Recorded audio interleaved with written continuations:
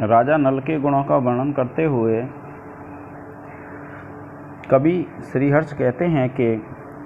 अधीति बोधाचरण प्रचारणैः दशाश्चतस्रः प्रणयन उपाधिभिः चतुर्दशत्वं कृतवान् कुतः स्वयं न वेदिम विद्यासु चतुर्दश स्वयं। क्या कहते हैं? अधीति माने अध्ययन किया, बोध आचरण प्रचारण, बोध कहते हैं ज्ञान को, आचरण कहते हैं आचरण को, प्रचारण यानी जो विचार आदि होते हैं उनके दशाश्चतस्रः के जो चार दशाएं होती हैं उन चार दशाओं का प्रणयन अनुपाधिभ्य यानी प्रेम से अनुपाधियों के द्वारा चतुर्दशत्वं कृतवान कुतः, चतुर्दशत्वं कृतवान यानी 14, चतुर्दश कहते हैं 14 को करते हुए, स्वयं न वेदितम विद्यासु चतुर्दश स्वयं, कि स्वयं ने उन 14 विद्याओं का कैसे अध्ययन किया, ये कवि कह रहे हैं कि मैं ये इस बात को नहीं जानता हूँ। क्या कहते हैं कि नल ने स्वयं ही 14 विद्याओं का अध्ययन किया। अध्ययन ज्ञान आचरण और विचार आदि की उपाधियों के द्वारा 4 अवस्थाएं करते हुए 4 दशाओं वाली कैसे प्राप्त की गई, यह मैं नहीं जानता हूँ। फिर क्या कहते हैं, देखिए,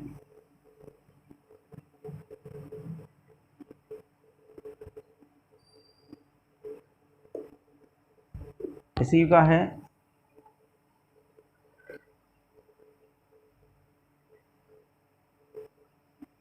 कि नल के अद्भुत गुणों का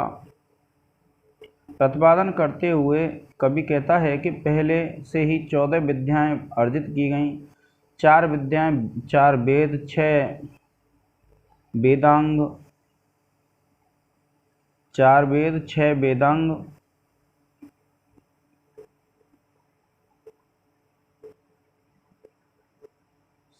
शिक्षा, कल्प, व्याकरण, छंद और ज्योतिष, धर्मशास्त्र, पुराण, मीमांसा तथा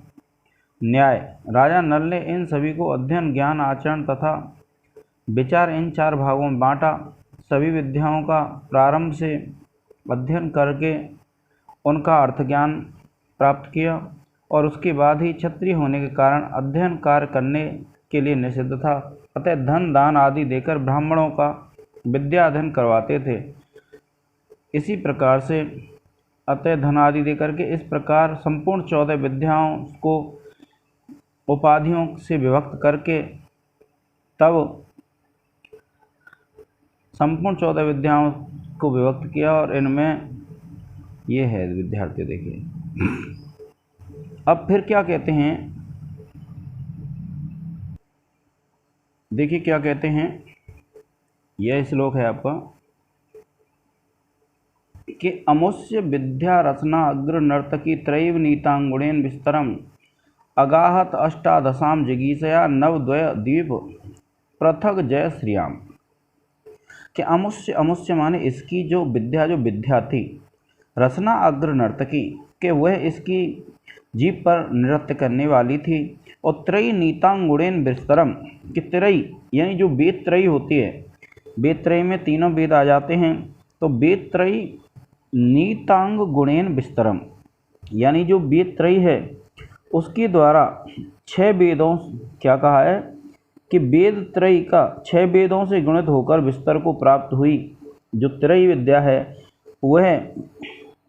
अगाहत अष्टादशताम जिगीषया। अगाहत माने हुई, अष्टादशताम 18 को जीतने की इच्छा वाले, नवद्वय द्वीप पृथक जय श्रीयाम कि नवद्वय यानी 2 नव यानी 18 द्वीपों को जीतने की श्रिया वाली अर्थात शोभा वाली हुई। देखिए क्या कहते हैं कि नल की जिह्वा के अग्रभाग पर सदा नृत्य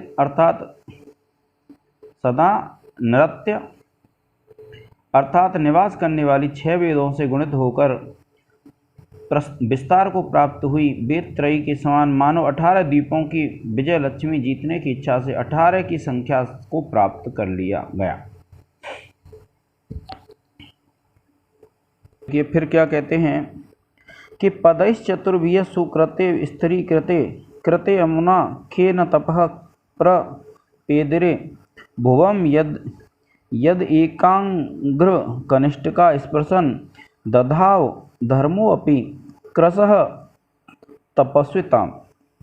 क्या कहते हैं देखिए, पदय्य माने पैरों के द्वारा, पदय्य यानी पदों के द्वारा, चरणों के द्वारा, चतुर्भुज 4 प्रकार के जो चरण थे उनके द्वारा,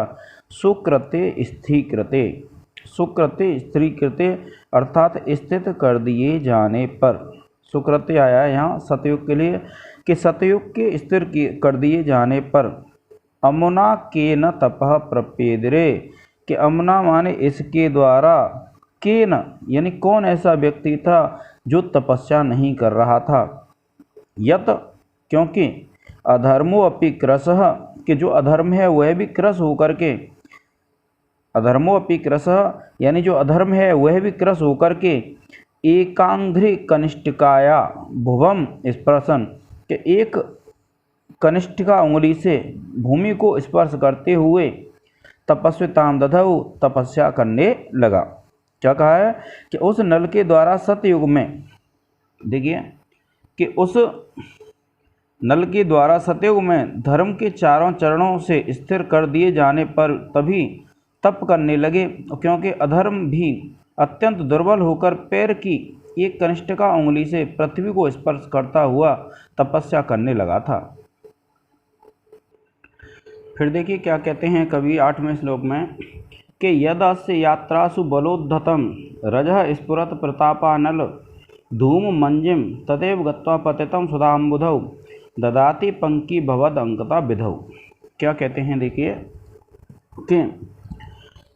यत, यत माने जो, अस्य माने इसकी, किसकी, जो भी श्लोक आएगा आपको ये ध्यान रखना है कि प्रथम जो सर्ग है उसमें राजा नल की जो गुण हैं, उस राजा नल के गुणों का वर्णन है, और छंद और वो मैं आपको पहले उसमें बता चुका था, तो आपको ध्यान रखना है। देखिए क्या कहते हैं, यद अस्य यात्रासु कि जब ये इसकी यात्राएं प्रारंभ होती थी, अर्थात जब यह विजय यात्रा प्रारंभ करता था, तो बलोद्धतम यानी बल, बल कहते हैं सेना को, बलोद्धतम यानी सेना के द्वारा उड़ाए गए रजह धूल, यानी जो सेना के द्वारा जो उड़ाई गई धूल थी, स्फुरत प्रताप अनल धूम अंजिम के स्फुरत माने स्फुरण करते हुए, प्रताप, प्रताप कहते हैं तेज के, अनल कहते हैं अग्नि के, धूम अंजना यानी धुएं के काजल के द्वारा, तदेव गत्वा पतितम सुधाम्बुधौ, तदेव माने वहाँ पर ही, गत्वा माने जाकर के, पतितम सुधाम्बुधौ यानी जो अमृत समुद्र है उसमें गिर करके, दधाति पंकी भवताम विधौ, दधाति माने धारण करती है, पंकी भवताम विधौ कि जो विधु है, जो चंद्रमा है, उसके कलंक को धारण करती है। कवि ने क्या कहा है कि जब ये जो राजा नल है विजय यात्रा प्रारंभ करता था, और जब यह विजय यात्रा प्रारंभ करता था तो क्या होता था कि जो सेना है उसकी सेना के द्वारा धूल उड़ाई जाती, और धूल उड़ाई जाती थी,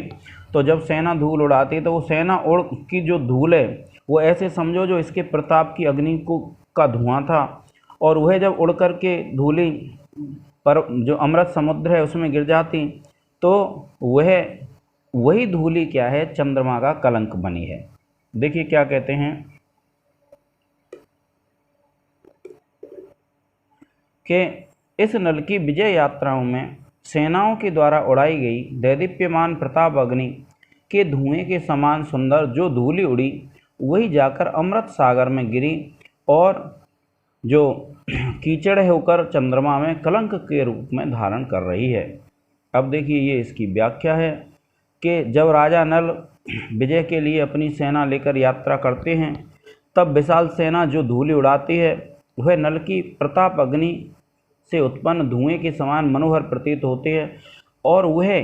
धूल क्षीर सागर में गिरकर कीचड़ बन जाती है। क्षीर सागर से उत्पन्न चंद्रमा में वह कीचड़ के लग जाने से वही कलंक रूप में प्रतीत होती है। इससे राजा नल की सेना की विशालता और समुद्र पर्यंत विजयी होना सूचित होता है। अब देखिए जब आप इसमें देखेंगे तो कौन सा है, गम्योत्प्रेक्षा अलंकार है, और इससे जो पहला था उसमें अर्थापत्ति अलंकार था विद्यार्थियों। और छंद आपको पता ही है। अब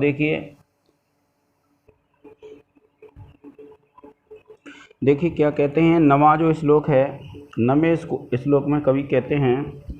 कि स्फुरत स्फुरत क्या कहते हैं, स्फुरत धनो नेह स्वनत तद घनासुग प्रगल्भ वृष्टि व्ययितस्य शंकरे निजस्य तेजस्सिख नेह परसता वित्ति नु अनुरंग इव वस परे। पर जो शब्द आया है वो शत्रु के लिए आया है विद्यार्थियों। और क्या कहते हैं देखिए कि स्फुरत कहते हैं स्फुरण करते हुए, तद धनु यानी धनु कहते हैं धनुष, यानी स्फुरण करता हुआ जो उसका धनुष था, उस धनुष के बारे में कहा गया है। और निस्वन कहते हैं ध्वनि जो कर रहा था, तद घनासुग प्रगल्भ यानी उसका जो घना और जो प्रगल्भ कहते हैं चतुर्वृष्टि भी वर्षा के द्वारा व्यय तस्य शंकरे, यानी युद्ध भूमि में जब उसने अपने बाणों की वर्षा की शत्रुओं के ऊपर, तो निजस्य तेज शिखेन परसता यानी अपने तेज रूपी अग्नि शिखेना अग्नि को समाप्त करते हुए वित्तीय अनुरांगावि आवश्यः यानी अपने अंगारे के समान अपयश को फैला दिया। क्या कहते हैं कि सैकड़ों शत्रुओं ने, देखिए क्या कहते हैं कि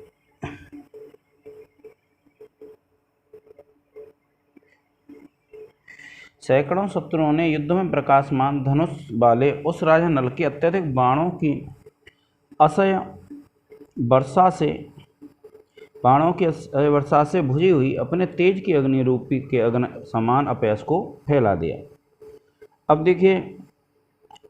नल युद्ध में प्रकाशमान अपने धनुष का टंकार करते हुए मेघ के समान बाणों की वर्षा करते थे, और उस वृष्टि से नल के सैकड़ों शत्रु प्रताप अग्नि बुझ गई, और जिस प्रकार भुजी आकर्षणता को फैलाती है उसी प्रकार से नष्ट हुए प्रताप वाले शत्रु के अपयश फैल गए। अत्यधिक अग्नि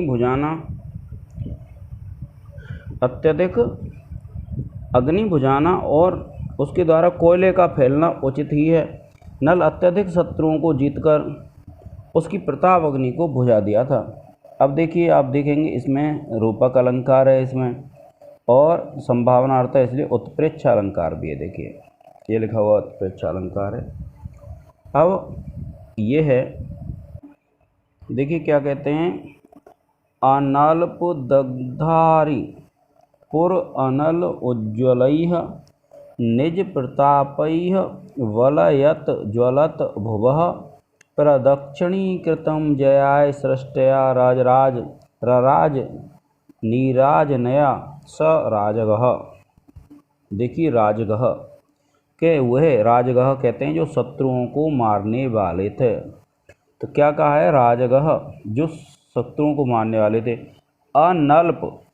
अनल्प कहते हैं जो अल्प नहीं था, जो कम नहीं था, यानी संपूर्ण। अरिपुर अनल उज्ज्वलैः के अरि कहते हैं शत्रुओं को, तो अरिपुर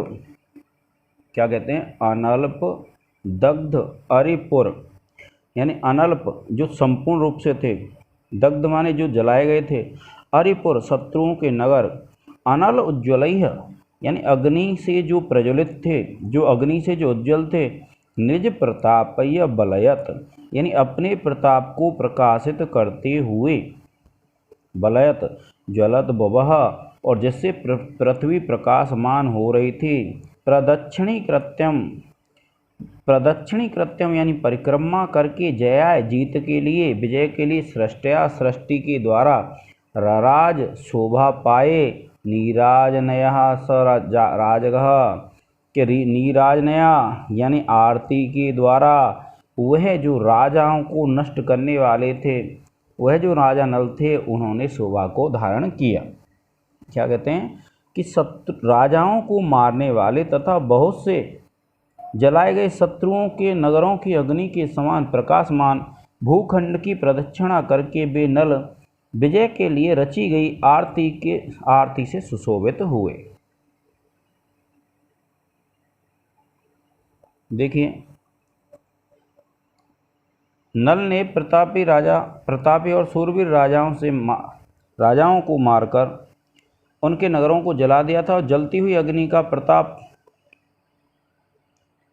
प्रताप जाजलवान हो उठा था। ऐसे नल संपूर्ण भूखंड की प्रदक्षिणा करके पुरोहित द्वारा विजय के लिए रची गई आरती से सुशोभित हुए और यहाँ राजा को विष्णु का रूप माना गया है, अतः जो लक्ष्मी है उसकी आरती करना उचित है। अब देखिए, जब आप देखेंगे तो इसमें क्या है विद्यार्थियों, एक तो यमक अलंकार है। इसमें आप ध्यान रखेंगे कौन सा अलंकार है, यमक अलंकार है। आप लिख लेंगे, एक छंद है और एक अलंकार है। आज के इस लेक्चर में आप इतना ही पढ़िए, अगले लेक्चर में देखेंगे अन्य को। जय हिंद, जय भारत।